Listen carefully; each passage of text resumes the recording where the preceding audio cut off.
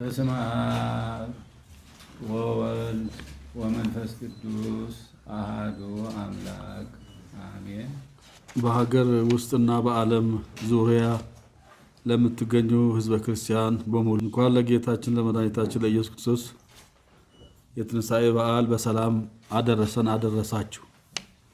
ዛሬ በዚህ ስፍራ የተሰበሰብነው በታሪክ ማህደር ተመዝግቦ በምዕመናን ልብ ታትሞ ለዘመናት የጸናውንና በሚሊዮኖች ለሚቆጠሩ የእግዚአብሔር ልጆች የመጽናኛና የቃል ኪዳን ስፍራ የሆነውን ታሪካዊውን የቁልቢ ደብረ ኃይል ቅዱስ ገብርኤል ገዳም ህንፃ እድሳት ወቅታዊ ሁኔታ ለመላው ምዕመናን ይፋ ለማድረግ ነው።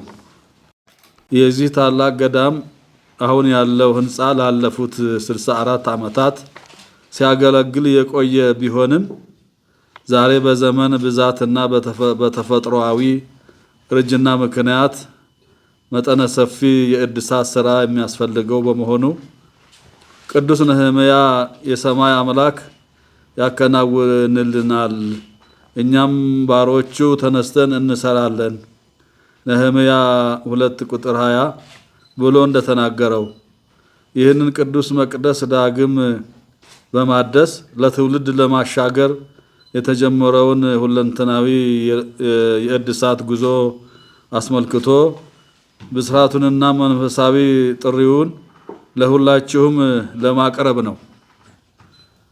የቁልቢ ደብረ ኃይል ቅዱስ ገብርኤል ገዳም ገቢ ከአጼ ኃይለ ሥላሴ ጀምሮ በመንበረ ፓትርያርክ ጠቅላይ ቤተ ክህነት በኩል ገቢ እየሆነ በቅዱስ ሲኖዶስ ውሳኔ ለመንፈሳዊ ኮሌጆች፣ ለተዘጉ አብያተ ክርስቲያናት፣ በዙሪያው ላሉ አህጉረ ስብከቶች፣ ለአብነት መምህራን እና ለሰባኪያነ ወንጌል በጀት ተመድቦ እስካሁን ድረስ ለቅድስት ቤተ ክርስቲያን ሁለንተናዊ እድገት ጉልህ ሚና እየፈጸመ ይገኛል። እንደሚታወቀው የቁልቢ ደብረ ኃይል ቅዱስ ገብርኤል ገዳም ሰፊ ታሪክ ያለው ሲሆን ታሪካዊ መሰረቱ የሚጀመረው በ9ኛው መቶ ክፍለ ዘመን በዮዲት ጉዲት ወረራ ወቅት ንጉስ አንበሳ ውድም ታቦታትን ይዞ ወደ ዘዋይ በተሰደደበት ዘመን ነው። ንጉሱ ወደ አክሱም ሲመለሱ በዘዋይ ቀርቶ የነበረውን የቅዱስ ገብርኤልን ጽላት ለመመለስ አባ ሌዊ የተባሉ አባት ወደ ዘዋይ ቢያቀኑም ቅዱስ ገብርኤል ተገልጦ ጽላቱን ይዘው ወደ ሐረርጌ ክፍለ ሀገር ወደ ቁልቢ እንዲሄዱ በነገራቸው መሰረት አባ ሌዊ ወደ ቁልቢ ሄደው ለ130 ዓመታት ያህል ካገለገሉ በኋላ ቢሰወሩም በግራኝ አህመድ ወረራ ወቅት በስፍራው የነበሩ ካህናት ጽላቱ በስውር መቀመጡንና ወደፊት ታላቅ ቤተ መቅደስ እንደሚሰራበት የሚገልጽ ምስክርነት በመጽሐፈ ቀለሜንጦስ ህዳግ ላይ አስፍረውት የነበረውን አግኝተዋል።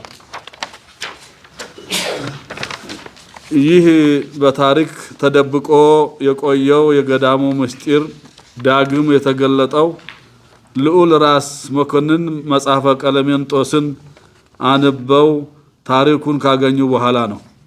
ራስ መኮንን በአካባቢው ሰላምን ለማውረድ የተሳሉትን ስለት ተከትሎ በቡልጋ አባ ዱባለ የተባሉ አባት ዘንድ የነበረውን የቅዱስ ገብርኤልን ጽላት በማስመጣት የካቲት 21 ቀን 1884 ዓመተ ምህረት ታቦተ ሕጉ ቁልቢ እንዲገባ አደረጉ። የመጀመሪያው መቃኞ የህንፃው መሰረት የተጣለ ሲሆን ታኅሳስ 1888 ዓመተ ምህረት ተጠናቆ መንፈሳዊ አገልግሎት መስጠት ጀምሯል። ከዚያን ጊዜ ጀምሮ በድንቅ ተአምራቱ መላውን ዓለም እያስደነቀ የሚገኝ ሲሆን ዛሬ የሚታየው ዘመናዊ ህንፃ ደግሞ በቀዳማዊ አጼ ኃይለ ሥላሴ ዘመነ መንግስት 1954 ዓመተ ምህረት ተመርቆ አገልግሎት ለአገልግሎት የበቃ ነው። ምዕመናንና ምዕመናት በ1954 ዓመተ ምህረት በቀዳማዊ አጼ ኃይለ ሥላሴ ዘመነ መንግስት በዘመናዊ መልክ ከተገነባ ወዲህ ላለፉት 64 ዓመታት ያህል ታላቅ ሕንፃ ቤተ ክርስቲያን መሰረታዊ የሆነ የእድሳት ስራ አልተደረገለትም። በዚህም ምክንያት በተፈጥሮአዊ እርጅናና በአየር ንብረት ለውጥ ሳቢያ የህንፃው መዋቅር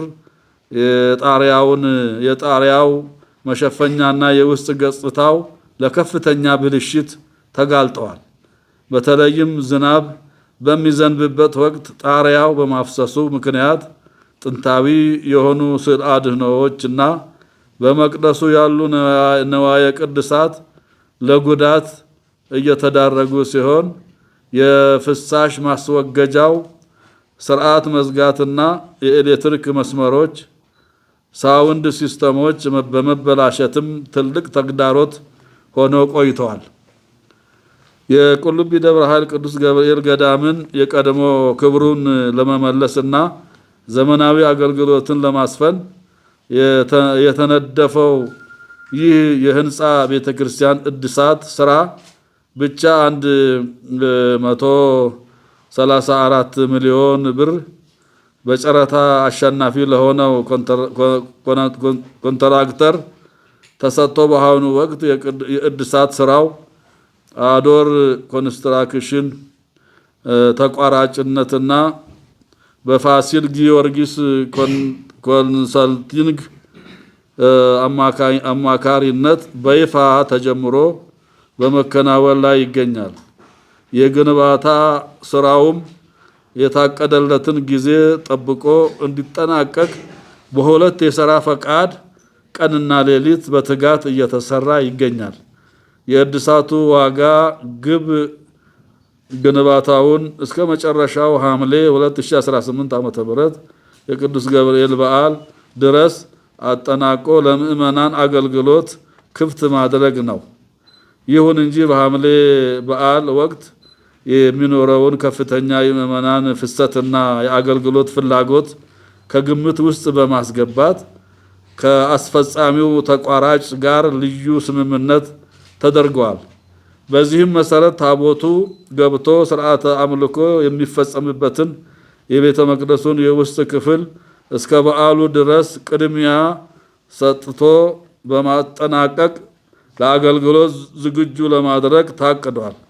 ቀሪው የህንፃው የውጭ አካልና ሌሎች ስራዎች ደግሞ ከሐምሌ በዓል በኋላ ተከታትለው የሚጠናቀቁ ይሆናል።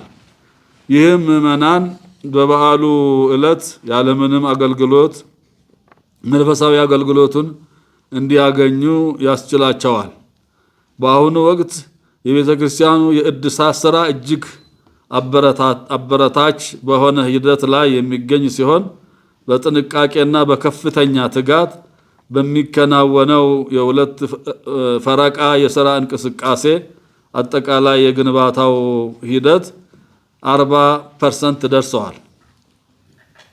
ይህ የእድሳት የህንፃ ቤተክርስቲያን ስራ በቅዱስ ሲኖዶስ ተወስኖ እየተሰራ የሚገኝ ሲሆን አንዳንድ ምዕመናን ለዚሁ ስራ በረከት ተሳታፊ እንሁን በማለት ባቀረባችሁት ጥሪ መሰረት የበረከቱ ተሳታፊዎች እንድትሆኑ ጥሪያችንን እያስተላለፍን በቀጣይም በገዳሙ ሊሰሩ የሚገባቸው ስራዎችንም በግል በቤተሰብ ወይም በጓደኛሞች በመደራጀት ለብቻችሁ የምትረከቡት የበረከት ዘርፍም ተዘጋጅቷል። ለምሳሌ የቤተልሔም ግንባታ፣ የክርስትና ቤት እድሳት ወይም የግቢውን መጠለያ ማስዋብ ስራ፣ የደረጃ ስራና የእንግዶች ማረፊያ ቤት ስላለ ፈቃደኛ የሆናችሁ መጥታችሁ በመስራት ስማችሁ ለዘላለም በቤተ መቅደሱ ቅጥር ላይ እንዲታወስ ማድረግ ትችላላችሁ። መጽሐፈ ሲራክ ምጽዋት እንደ ማህተም በፊቱ ትኖራለች፣ የሰው በጎነትንም እንደ አይን ብሌን ይጠብቃታል ሲራክ 17:19 ስለሚል ስለዚህ ቅዱስ ገዳም የምታደርጉትን ትንሿም መባ በሰማያዊ መዝገብ ዘላለማዊ ማህተም ሆኖ ይኖራል። በመጨረሻም ሐምሌ 19 ቀን በሚከበረው የቅዱስ ገብርኤል በዓል ላይ ታቦቱ ወደ ማደሪያው ሲገባ ሁላችንም በደስታና በክብር እንድንገኝ አሁን የተጀመረውን የእድሳት ስራ በታቀደለት ጊዜ ለማጠናቀቅ የእያንዳንዳችሁ ጸሎትና ተሳትፎ ያስፈልጋል። ይህ እድል በታሪካችን ለመጀመሪያ ጊዜ የተገኘ ታላቅ አጋጣሚ በመሆኑ የዚህ ታላቅ በረከት ባለቤት እንድትሆኑ አባታዊ ጥሪያችንን እያስተላለፍን አምላከ ቅዱስ ገብርኤል የጀመርነውን የቤቱን ማደስና ስራ በሰላም አስፈጽሞ ለምርቃቱ በዓል ያብቃን። የሰማይ አምላክ ያከናውንልናል። እኛም ባሮቹ ተነስተን እንሰራለን። ነህምያ 2:20 ወስብሐት ለእግዚአብሔር። ሚያዝያ 14 ቀን 2018 ዓመተ ምህረት አዲስ አበባ ኢትዮጵያ። ሲል እንደተገለጸው የቁልቢ ደብረ ኃይል ቁልቢ ገብርኤል ቤተክርስቲያን ስራ ጥናቱ በፍጥነት ተካሂዶ ካለፈው ታህሳስ 19 በዓል ጀምሮ ታቦቱ ከወጣ በኋላ ደግሞ የተለያዩ ውስጥ ላይ ቤተክርስቲያኑ ውስጥ ያሉ ጥናቶች ተካሂደው የህንፃ ተቋራጭ የጨረታ ውድድር ተካሂዶ ቅድም እንደተነገረው አዶር ኮንስትራክሽን የሚባለው ድርጅት አሸንፎ ወደ ስራ ተገብቷል። ስራው እንግዲህ ያው እንደተነገረው ቀደም ሲል እንደሰማችሁት በሁለት ሽፍት ሌት ተቀን እየተሰራ ነው የሚገኘው። ይሄም አንዱ የሆነበት ለታህሳስ 19 ለሐምሌ በዓል ቀድሞ እንዲደርስና ቢያንስ ታቦተ ሕጉ ገብቶ ምእመናን በዛ ዓመታዊ በዓል በሚደረገው በዓል ተገኝተው በረከቱን እንዲያገኙና ቅዳሴውንም እንዲከታተሉ በዓሉንም እንዲያከብሩ ሲባል ነው። እኛ እንግዲህ እንደ ባለሙያ ወይም እንደ ኪነ ህንፃ የጥገና ስራ ባለሙያ ያደረግነው ጥናት ቤተክርስቲያኑ መጀመሪያ ከተሰራበት እቅድና ካለው ታሪካዊ ይዘት ሳይለቅ ያንን እድሳት ጥናት አካሂደን ያንን ወደ እድሳት ነው የገባ ነው። በተለይ አሁን ቅድም እንደተገለጸው ስራው በመፋጠኑ እስከ 40% ደርሷል ተብሏል። 40 የምንለው እንግዲህ እኛ የፋይናንሻል የምንለውን ነገር ወስደን ነው። ለስራው ግብአት የሚሆኑ ማቴሪያሎች በብዛት ገብተዋል። ግንባታውም የጥገናው ስራ እንግዲህ የሚጀመረው የተበላሹ አካላትን በማንሳት ስለሆነ ያንን በአፋጣኝ ተካሂዷል። ላይ ጣሪያው ላይ የነበረው ቆርቆሮና ከዚህ ቀደም እንደምታውቁት አንዱ ትልቁ ጉዳት በዝናብ ምክንያት ወደ ውስጥ እያፈሰሰ በቤተክርስቲያኑ ላይ የደረሰው ጉዳት ነው። ይሄንን ቀድሞ መጀመሪያ ሲሰራ ወደ ነበረበት እንግዲህ ዝናቡ ሲያስቸግር ቆርቆሮ የተከደነው ያንን ለመከላከል ሲባል ነው። እኛ ግን ቆርቆሮውን አንስተን ኦሪጂናሊ መጀመሪያ በተሰራበት ሁኔታ ለመመለስ አሁን ቴክኖሎጂውም ስላለ ጥሩ ወተር ፕሩፍ ተሰርቶ ያንን ለማድረግ ነው። ውስጥ ያለውም ስዕላት በጊዜው ይታደሳሉ። ያው የስዕሉ ጉዳይ ትንሽ ጊዜ ሊፈጅ ይችላል፣ ግን ታቦቱ ገብቶ ግልጋሎቱ እንዲቀጥል ለማድረግ ከፍተኛ ርብርብ እየተካሄደ ነው። በቦታው የተለያዩ ባለሙያዎች እየተመላለሱ ያሉ፣ የኛም ቡድን እየሰራ ነው። ኮንትራክተሩም ቀደም ብዬ እንዳልኩት በትጋት እየሰራ ነውና እንግዲህ ከእግዚአብሔር ጋር በተባለው ጊዜ ስራው ተጠናቆ ይደርሳል ብለን ተስፋ እናደርጋለን። ማንኛውም ህንፃ ዓለም ላይ የምናደንቃቸው ህንፃዎች በሙሉ በየተወሰነ ዓመት እድሳት ይደረግላቸዋል። እኛም ይሄንን በጣም የተወደደ ቤተክርስቲያን በተወሰነ ዓመታት ቆይተን እኛም ይሄንን በጽሁፋችን እናስቀምጣለን። በተወሰነ ጊዜ መሰረታዊ የሚባሉ የእድሳት ሂደቶች አሉ።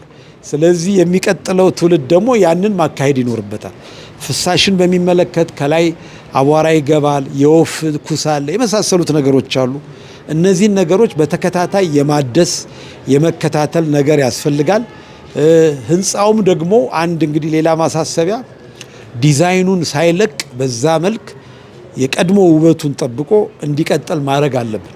አንዳንድ የማያስፈልጉ ነገሮች መጨማመርም ራሱ ችግር ነው። እንግዲህ ይሄኛ ኦተንቲክ የምንለው ይሄ ኦሪጂናል ዲዛይኑን በደንብ አድርጎ ተከታትሎ ማሰራት ያስፈልጋል። ለሚቀጥለው ትውልድ ደግሞ እውቀቱንና እንትኑን ለማስተላለፍ እኛም ዝግጆች ነን። በተከታታይ ደግሞ እንደሚሰራ ተስፋ እናደርጋለን። የቤተ ክርስቲያን ታሪክ ከህንፃውም የበለጠ የታቦቱ ታሪክ ነው ብዙ እንትን እያለ የሚመጣውና እንግዲህ ከማን ጀምሮ እንደመጣ ሰምታችኋል። ነገር ግን ቦታው ላይ መጀመሪያ የተተከለው ቤተ ክርስቲያን ራስ መኮንን የአፄ ኃይለ ሥላሴ አባት የተከሉት ቤተ ክርስቲያን ነው። እሱን ጥናት አድርገን ፎቶግራፉን ከርቀት የተነሳው ነው አግኝተነዋል። አሁን ደግሞ ያ እንግዲህ ታሪክ ሌላው ትውልድ ሲመጣ የተሻለ በአፄ ኃይለ ሥላሴ ልጃቸው በአፄ ኃይለ ሥላሴ ጊዜ እንደ አዲስ ሆኖ ተሰርቷል። ስለዚህ የቤተ ክርስቲያኑ ታሪክ ግሩም ነው። ከታቦቱ ከዝዋይ አንስቶ እንግዲህ ቅድም እንደተባለ ምን ያህል ዞሮ መጨረሻ ቁልቢ ገብርኤል ላይ አርፎ ለዚህ ለአሁኑ ትውልድ እንደበቃ ሰምታችኋል። ስለዚህ የቤተ ክርስቲያኑ ታሪክ ከታቦተ ሕጉም ታሪክ ጋር የተያያዘ ነው። ወደፊት ደግሞ እንደዚሁ እያለ የሚቀጥል ነውና ይሄ ተአምረኛ ቤተ ክርስቲያን ሙሉ ኢትዮጵያ ያለው ሕዝብ ኢትዮጵያ ብቻ አይደለም በዓለም በሙሉ ያለው የእምነቱ ተከታይ ይሄንን ቅርስ ይሄንን ቤተ ክርስቲያን ጠብቆ እንደሚያቆየው ሙሉ ተስፋችን ነው። እንግዲህ ይሄን ነው የቁልቢ ደብረ ኃይል ቅዱስ ገብርኤል ቤተ ክርስቲያን በአሁኑ ሰዓት በእድሳት ላይ ነው የሚገኘው። እድሳቱን አስመልክቶ በጠቅላይ ቤተ ክህነት የእድሳት ኮሚቴ ተቋቁሟል። ይህ የእድሳት ኮሚቴ በዋናነት የሚሰራቸው ስራዎች አንደኛ ቤተክርስቲያኑ እድሳት ላይ ከመሆኑ ጋር ተያይዞ ቤተክርስቲያኑ በጥሩ ሁኔታ ታድሶ እንዲያልቅ የማድረግ ስራ ነው። ለዚህ እድሳት ደግሞ 134 ሚሊዮን ብር ስለሆነ የእድሳቱ ወጪ ይሄ እንግዲህ ተጨማሪ ሌሎች ያልታዩ ወጪዎችን ሳይጨምር ማለት ነው። ስለዚህ ይሄንን በገንዘብ የማሰባሰብ የማስተባበር ባለ ሀብቶችንም ሌሎችንም ሰዎች አደራጅቶ ይሄንን እድሳት እንዲያደርጉ እንዲያግዙ እንዲተባበሩ የማድረግ ስራ ነው ይሄ ኮሚቴ የሚሰራው። ከዛ በተጨማሪ ከእድሳቱ ውጪ ሌሎች ፕሮጀክቶች አሉ። አንደኛው ቤተልሔሙም ከቤተ ክርስቲያኑ ጎን ለጎን ረጅም ዓመት የፈጀ ከመሆኑና እንዲሁም ደግሞ አሁን ያለበት ደረጃ አሁን ቤተ ክርስቲያኑ ከሚሰጠው አገልግሎት ጋራ የተመጣጠነ ባለመሆኑ ይሄንን ቤተልሔም በአዲስ መልክ የማሰራት ስራም አንዱ የዚህ የፕሮጀክት አካል ነው። ይሄ ኮሚቴ ከሚሰራቸው ስራዎች መካከል ማለት ነው። በሁለተኛ ደረጃ ከቤተልሔሙ ጋራ ተያይዞ የክርስትና ቤት ነው። እንግዲህ ምእመናን ልጆቻቸውን ለማስጠመቅ በሚመጡበት ጊዜ ክርስትና ቤቱም እንደዚሁ ጠባብ ከመሆኑን ባሻገር ደግሞ ምቹ ባለመሆኑ ይሄንን ደግሞ በሰፊው ለመስራትና ደረጃውን በጠበቀ የመልአኩ የቅዱስ ገብርኤልን ቁልቢ ገብርኤልን ክብር ደረጃ በጠበቀ መልክ የመስራት ስራ ነው።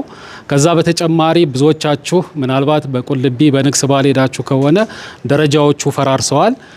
ግቢውም ደግሞ በተገቢው መንገድ ሌብል ሆኖ በተለይ በታህሳስና በሐምሌ የሚመጡ ምእመናን በዛ ውስጥ አድረው አገልግሎቱን በሚሳተፉበት ጊዜ ግቢው ምቹ ስላልሆነ የግቢው ስራ የደረጃ ስራዎችም አሉ። ከዛ በተጨማሪ መጠለያውን የማስዋብ የማስተካከል ስራዎችም እንደዚሁ ከዚሁ ጋር ተያይዞ የሚሄድ ነው። ግቢውንም የማስፋት ስራ አለ። ግቢውም ደግሞ አሁን በምታዩት መልኩ በርካታ ምእመናን የሚመጡበት ከመሆኑ ጋር ተያይዞ ግቢው ጠባብ ነው። እንግዲህ በአመት 2 ጊዜ በኢትዮጵያ በአራቱም አቅጣጫ ያሉ የመልአኩ የቅዱስ ገብርኤል ወዳጆች የሚመጡበት ነው። በመላው ዓለምም ያሉ የቅዱስ ገብርኤል ወዳጆች ስለታቸው የተሰማላቸው ቤታቸው ኑሯቸው የተሞላላቸው የቅዱስ ገብርኤል ተራዳይነት በቤታቸው በኑሯቸው ሁሉ የሆነላቸው ሰዎች የሚመጡበት ነው። ስለዚህ ምቹ አገልግሎት ለመስጠትና የሚመጣው ሰው ምንም ሳይቸገር እንዲጠቀምበት የሚያደርግ ነው። ሌላው እና የመጨረሻው ፕሮጀክት የእንግዳ ማረፊያ ነው።